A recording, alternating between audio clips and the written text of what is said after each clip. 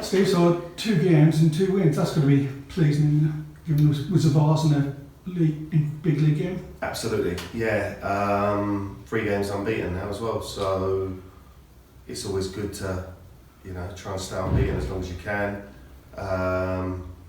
Off the back of the Welling draw, Little Common was a bit of a crazy game, and I think at the point we lose our goalkeeper so early, it's just about winning. However, so the performance, don't really want to dwell on it too much. We got the job done. We got in the hat, and then last night I thought was pretty professional. Really, keep a clean sheet away from home, particularly with some senior players missing. Yeah, especially as last time we sort of blew that game a bit, didn't we? We held on and did what we had to do properly this time. Yeah, I was watching it back prior to last night, and we went 1-0 up after 2 minutes, and then we were 3-1 down at half time. So in fairness, to come out of it with a point from that position was, so from 6 goals last time, it was, the main thing was it was nice to keep the clean sheet, and gives us, we have been working on the defence. I'm not going to try and claim it's finished article, but at least you see a little bit of reward there.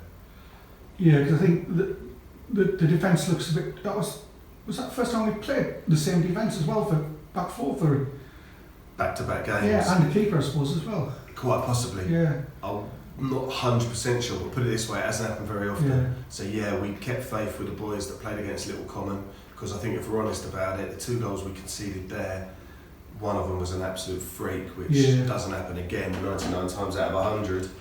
And the other one, fair play, they opened us up, probably the only time they did, down our left, got a crossing and a finish. But I felt, particularly the last 10-15 minutes, the way we defended with 10 men, I think the boys deserved another shot at it. So we didn't change things at all, which meant, it's meant to a little bit frustrated people on the bench, but I think... Yeah, because I think that Little Common game, it was a strange game, because like I said, bizarrely went down to 10 men. I'm not too sure it was a red card, but we couldn't see enough of it. But like you said, after that, even though we had 10 men, other than 10 minutes in the second half, where we started with slow, we looked like the team with 11. So, it wasn't great, but when we got through, but actually, they showed a bit of character.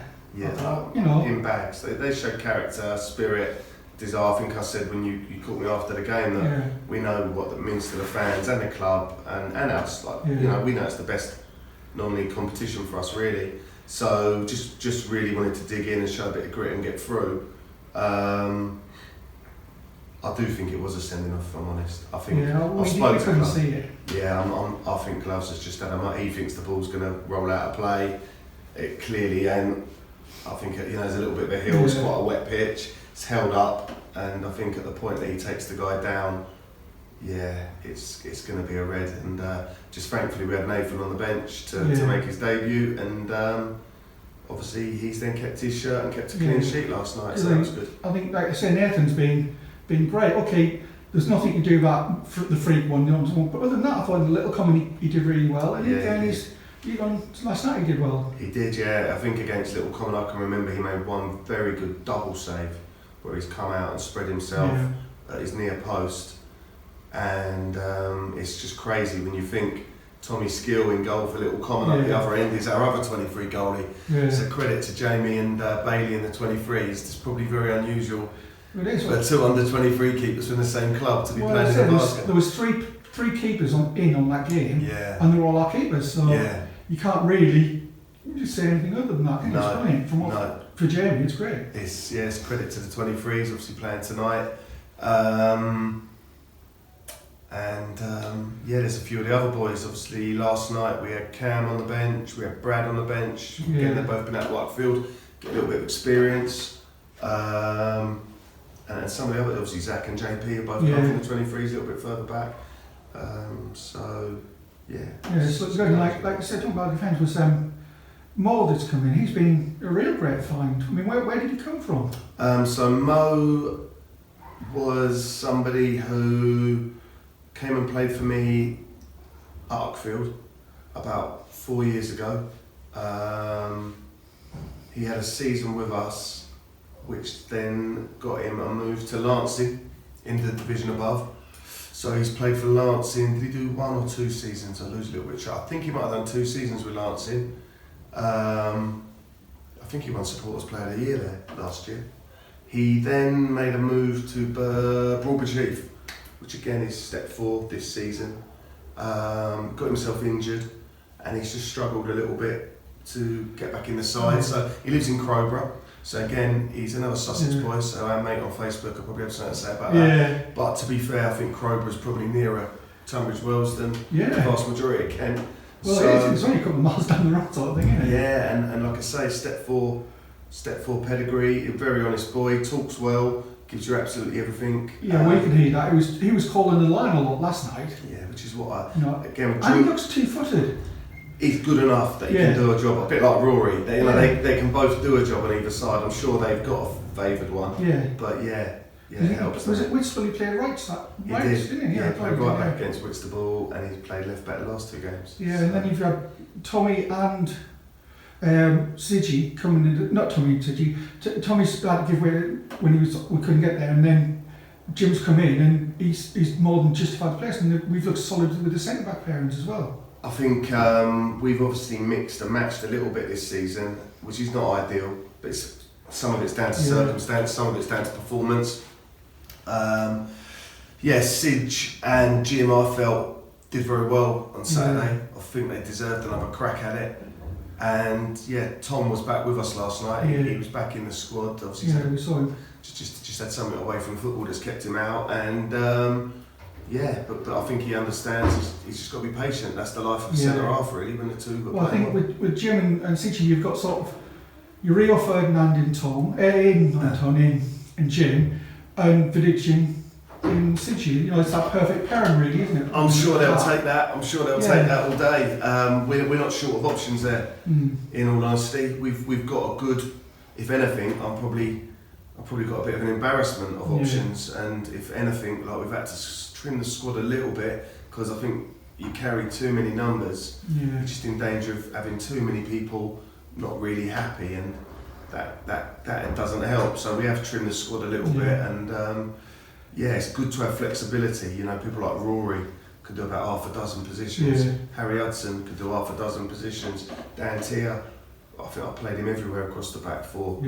So and there's others as well. But it's like saying, I thought, because obviously we got Luke and Jack on Saturday who did their job brilliantly, both carrying a bit knock sort of thing. And then you bring in Harry and Rory last night in the middle. Wasn't. No, I'm getting confused. Yeah, Zach, that's what I'm seeing Zach's face and saying Harry's in. But Zach and Rory did a great job. Like I say, Harry's come on both games towards the end and done a great job covering. So, even we've got flexibility in that middle bit as well now. Exactly. I think we've got good options, which again was part of the reason we just felt it was probably in the best interests, for Frank and Dom to perhaps look elsewhere for more football, which is what they need. But we've still got some really good options in there. So Zach was great last night. It really, really was. I thought that was his best game he's had. Yeah, I wouldn't disagree.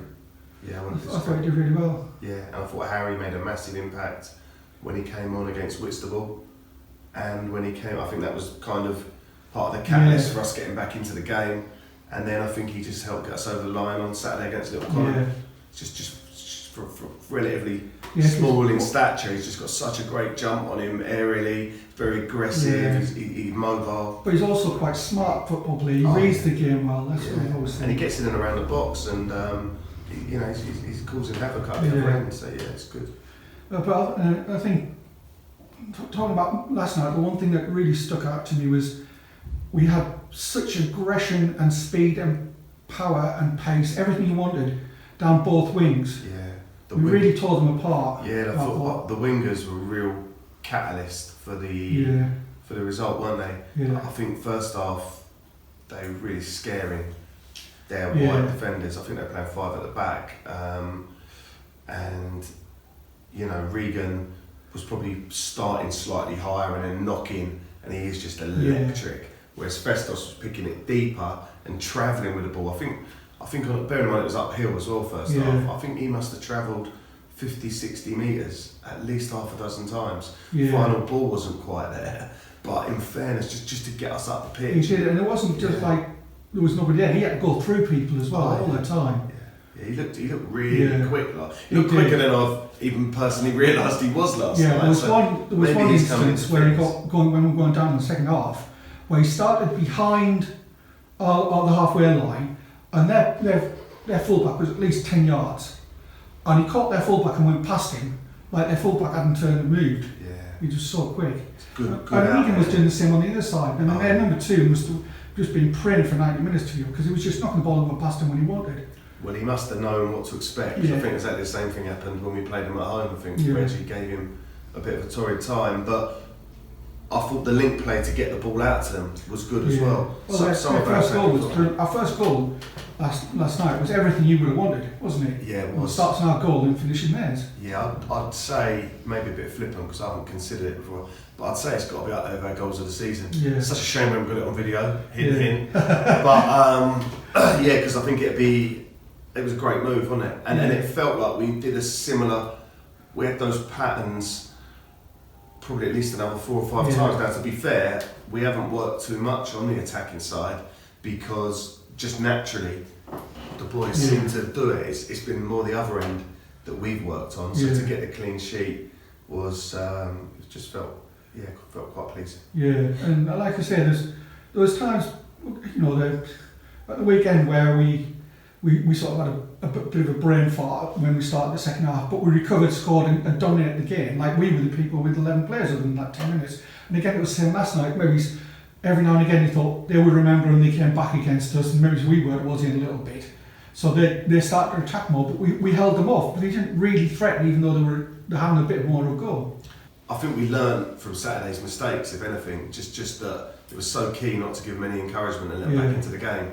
And to give both of our opponents some credit, Little Common, they changed things slightly tactically, I thought, in the second half, where they'd been going very long and direct, which kind of meant didn't matter that they had an extra man.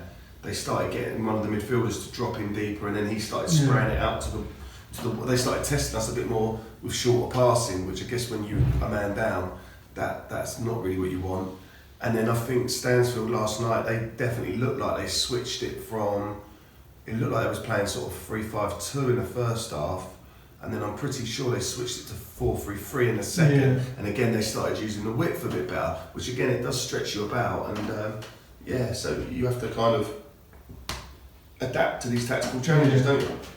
Yeah, but I think over both games, like I say, there's always somewhere where we don't control all the game, but I think we were quite comfortable. I mean, okay, we've got to appreciate the level, but it wasn't the level we were playing against Faversham, for instance, but you've still got to be what's in front of you, and I think we did both those quite well. I think the key thing is, when you're having your spell, you need to pull together. Then you think about Fisher away. For 35 minutes, we completely dominated them, didn't manage to get a goal, then the momentum and the tide turns. Last night, we got our goals. Yeah, that's what we were saying. So our first 15 or 20, we were having everything and nothing happening. Yeah, exactly. And you think to yourself, cool, because they're going to have a spell. It's highly unlikely you're going to dominate a team from start to finish. And then when they do have their spell, you've got to dig in, haven't you? Yeah. And that's what I felt. Okay, the linesman's flag has probably gone our way a couple of times, but let's give ourselves some credit. We've been working on our defensive line, so I don't have the opportunity to re-watch it, so I'm going to say we got that right. But the only reason he scored last night is because we were offside. So otherwise he wouldn't have scored, exactly that. Assuming those decisions are correct, which you guys are in line and you're saying they were. So I felt the line, what I can see the spacings between the defenders are getting better. I can see people taking responsibility, Mo and Dantier calling the line.